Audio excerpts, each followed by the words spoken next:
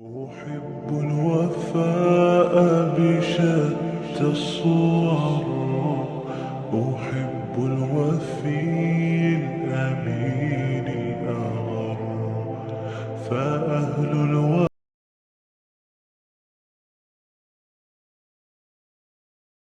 السلام علیکم ورحمۃ اللہ وبرکاتہ. الحمد للہ وکفی وخاتم الانبیاء والمرسلین. اما بعد فاعوذ باللہ من الشیطان الرجیم. بسم اللہ الرحمن الرحیم.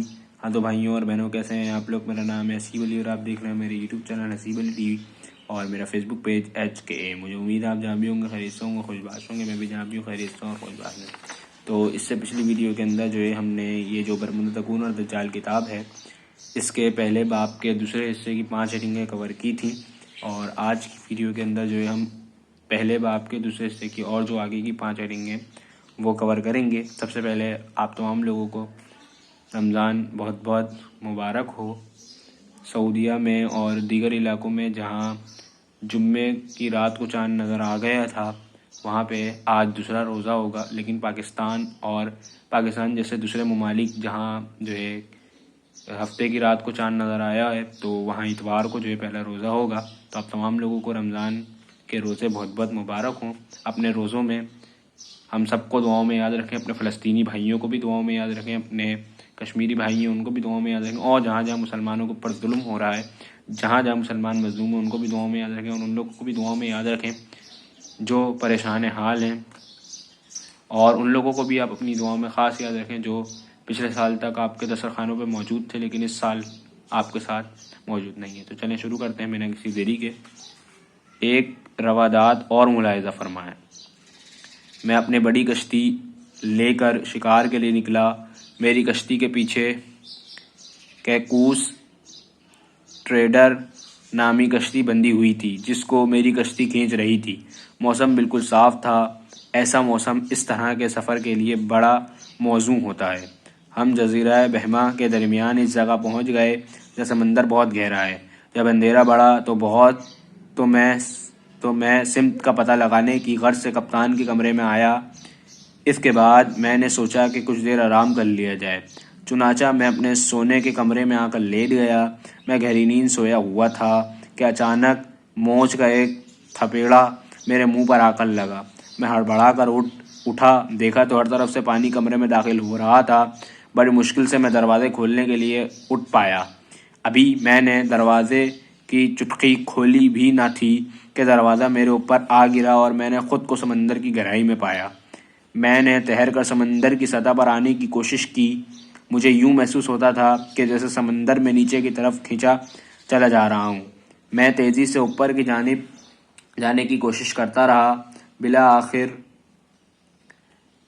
بالآخر کوشش کامیاب رہی اور میں پانی کے اوپر آ گیا. میں نے دیکھا کہ میری کشتی غائب ہے اور کیکوس ٹریڈر جس کو میری کشتی کھینچ رہی تھی وہ پانی پر موجود ہے اور وہ لاؤڈ اسپیکر سے مجھے آوازیں دے رہے ہیں. یہ روادات وائلڈ جا نامی کشتی کے کپتان جوئے ٹیلی کی ہے، لیکن جوئے ٹیلی بھی کچھ بتا نہیں سکا کہ اس کی کشتی کو کیا حادثہ پیش آیا. حالانکہ سمندر بالکل پرسکون تھا، جبکہ دوسری کشتی کیکوس ٹریڈر کا کپتان بھی صرف اتنا ہی بتا سکا کہ اچانک کشتی کا وہیل اس کے ہاتھ سے چھوٹ گیا. برمدتکون میں غائب ہونے والے مشہور جہاز. نمبر 1. اگست 1800 میں امریکی کشتی ارسرجنٹ بغیر کسی حادثے کے غائب ہو گئی. اس پر 340 مسافر سوار تھے. نمبر 2. جنوری 1880 میں اٹالا نٹا نامی برٹش جہاز غائب ہوا. اس میں 290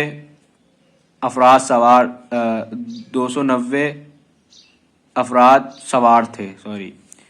پوائنٹ نمبر 3. اکتوبر 1902 میں فریا نامی جرمن جہاز غائب ہوا. اس کا عملہ اغوا کر لیا گیا جبکہ جہاز مل گیا. نمبر 4. مارچ 1918 میں امریکی مال بردار جہاز سائکلوپ اپنے تمام عملے سمیت غائب ہوا. عملے کی تعداد 309 تھی. نمبر 5. 1914 میں مال بردار جاپانی کشتی رانی نوکو غائب ہوئی. نمبر 6. 1931 میں مال بردار جہاز اسٹافجر غائب ہوا۔ اپریل 1931 میں ہی جون اینڈ میری نامی امریکی جہاز غائب ہوا۔ پھر کچھ وقت بعد جنوبی برمودا سے 50 میل دور پانی پر تیرتا ہوا ملا۔ نمبر 7، مارچ 1938 میں برطانوی آسٹریلوی مال بردار جہاز اینگو آسٹریلیاز غائب ہوا۔ نمبر 8، فروری 1940 میں ایگریو کولڈ نامی تفریحی کشتی غائب ہوئی۔ پھر کچھ عرصے بعد غائب ہونے کی جگہ سے 200 میل دور پائی گئی لیکن سواروں سے خالی۔ نمبر 9، 22 اکتوبر 1944 کو کیوبا کاریڈن پیکیون نامی جہاز غائب ہوا۔ پھر کچھ عرصے بعد فلوریڈا کے ساحل کے قریب سواروں سے خالی پانی پر تیرتا ہوا پایا گیا۔ نمبر 10، 1948 میں فرانسی روزالی نامی جہاز کا عملہ اس پر سے اغوا کر لیا گیا اور جہاز بعد میں اسی علاقے سے مل گیا۔ نمبر 11، جون 1950 میں سینڈرا نامی جہاز اس علاقے میں غائب ہوا۔ نمبر 12، 1955 میں کوئن میرو نامی تفریحی کشتی غائب ہوئی۔ نمبر 13، 2 فروری 1963 کو میرین سیلفریکوئن نامی امریکی مال بردار جہاز غائب ہوا۔ اس پر 38 جہاز ران سوار تھے۔ اس پر سلفر لدا ہوا تھا۔ نمبر 14، 1 جولائی 1963 کو اسنو بوائے نامی کشتی غائب ہوئی۔ نمبر 15، دسمبر 1967 میں واچ کرافٹ نامی جہاز غائب ہوا۔ اس کا وزن 20,000 ٹن تھا اور عملے کی تعداد 32 تھی۔ نمبر 16، مئی 1968 مشہور امریکی آبدوش اسکورپین نیاوین فوجیوں سمیت غائب ہو گئی۔ نمبر 17، اپریل 1970 میں امریکی مال بردار جہاز ملٹن ٹریڈ غائب ہوا۔ نمبر 18، مارچ 1973 میں جرمنی کا مال بردار جہاز اینیٹا غائب ہوا۔ یہ محض وہ واقعات ہیں جو زیادہ مشہور ہوئے، ورنہ یہ فہرست خاصی طویل ہے۔ برمودا کی فضائیں طیاروں کا شکارگاہ۔ برمودا تکون میں بڑے بڑے جہازوں کا غائب ہو جانا کیا کم پراسرار تھا۔ فضا میں اڑتے طیارے بھی نامعلوم منزلوں کی طرف روانہ ہونے لگے اور پھر کبھی واپس نہ آ سکے۔ جنگی اور مسافر بردار طیارے اڑتے اڑتے اچانک غائب ہو جائیں جبکہ موسم بھی بالکل صاف ہو تو آپ کیا کہیں گے؟ کیا آسمان ان کو نگل گیا یا برمودا تکون کے پانی میں موجود کوئی خفیہ قوت ان کو اغوا کر کے لے گئی؟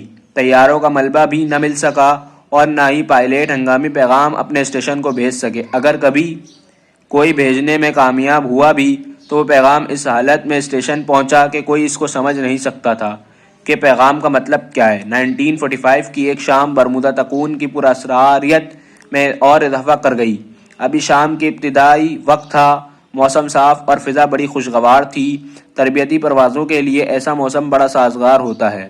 امریکی ریاست فلوریڈا میں واقع ایک ایئر بیس سے 12 بمبار طیارے تربیتی پرواز کے لیے اڑے۔ تمام طیاروں نے ایک چکر ایک ساتھ لگایا، پھر ان سب کو ان کے مرکز کی جانب سے الگ الگ پرواز کرنے کا حکم ملا۔ چنانچہ تمام طیارے الگ الگ پرواز کرنے لگے۔ اس دوران مرکز کو کسی بھی طیارے کی جانب سے کسی پریشانی یا خرابی کی کوئی اطلاع موصول نہیں ہوئی، جس کا مطلب یہ تھا کہ سب ٹھیک چل رہا ہے۔ اپنا مقررہ وقت پورا کرنے کے بعد تمام طیارے ایئر بیس پر واپس آنا شروع ہوئے۔ 10 واپس آ گئے لیکن 2 طیارے غائب ہو گئے۔ امریکی فضائیہ کے ہوا بازوں نے اس علاقے کی فضاؤں اور سمندر کو چھان مارا لیکن ان 2 طیاروں اور ان میں موجود پائلٹ اور انجینئر کا کچھ سراغ نہ مل سکا۔ ایئر بیس کو کسی حادثے یا مدد طلب کرنے کا پیغام بھی موصول نہیں ہوا۔ گویا اتنے بڑے طیارے برمودا کی فضاؤں میں تحلیل ہوئے یا پانی کی نظر ہو گئے، کچھ پتہ نہ چل سکا۔ فلائٹ 19 6 طیارے مریخ کے سفر پر۔ اسی سال یعنی 1945 ہی میں دسمبر کا مہینہ کس کو پتا تھا کہ شیطانی جزیروں کے نام سے مشہور اس علاقے کو برمودا تکون کا نام دیا جائے گا اور تمام دنیا اس علاقے کے لیے اسی نام کو استعمال کرنا شروع کر دے گی، بغیر اس حقیقت کا سراغ لگائے کہ سمندر کے پانی پر تکون کس طرح بن سکتا ہے۔ شتى الصور أحب الوفي الأمين